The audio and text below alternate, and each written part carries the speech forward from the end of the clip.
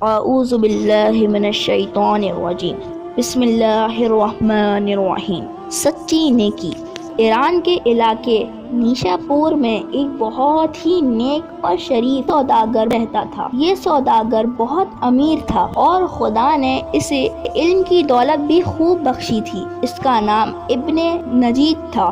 ایک دن وہ اپنے استاد حضرت ابو عثمان سے ملنے گیا تو وہ مجاہدوں کے لیے چندہ اکٹھا کر رہے تھے۔ اس زمانے میں مسلمانوں اور کافروں میں لڑائیاں ہوتی رہتی تھیں اور ان میں مسلمانوں کی باقاعدہ فوجوں کے ساتھ عام مسلمان بھی حصہ لیتے تھے اور اپنے بال بچوں کو خدا کے سپرد کرتے اور تلوار لے کر کافروں سے جہاد کرنے کے لیے دور دراز علاقوں میں چلے جاتے تھے۔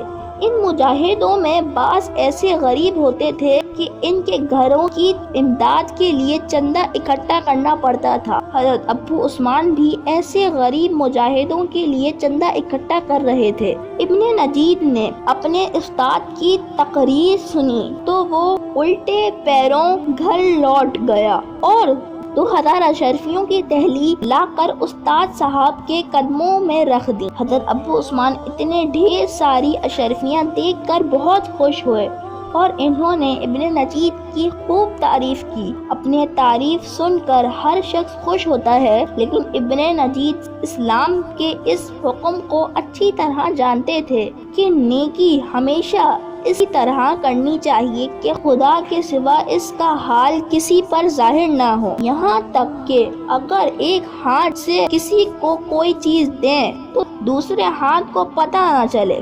اشرفیوں کی تھیلی دیتے ہوئے ابن نجید کو اس بات کا خیال نہ رہا تھا کہ جب سب کے سامنے اشرفیاں دی جائیں تو لوگ اس کی تعریف کریں گے۔ نہ اس کے استاد ہی کو یہ خیال آیا تھا کہ سب کے سامنے تعریف کرنا ٹھیک نہیں، لیکن جب ابن نجید کی تعریف کی گئی تو اسے خیال آیا کہ یہ تو اچھی بات نہ ہوئی، میری یہ نیکی دنیا دکھاوے کے لیے ہوگی۔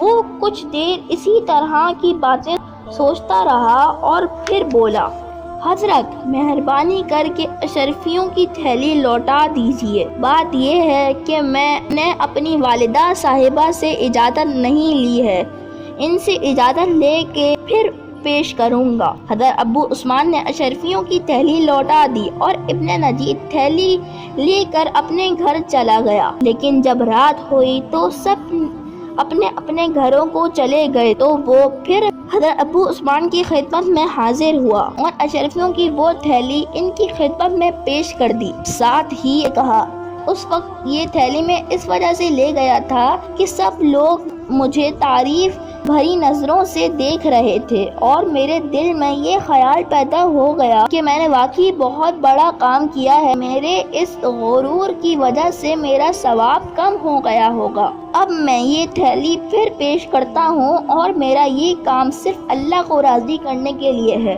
اپنی تعریف کرنا اور شہرت حاصل کرنے کے لیے نہیں۔ حضرت ابو عثمان نے ابن نجید کی اس نیکی کو سچی نیکی بتایا اور اسے دعائیں دی۔ پھر انہوں نے فرمایا، بے شک سچی نیکی وہی ہے جو چھپا کر کی جائے اور صرف اللہ کے لیے کی جائے۔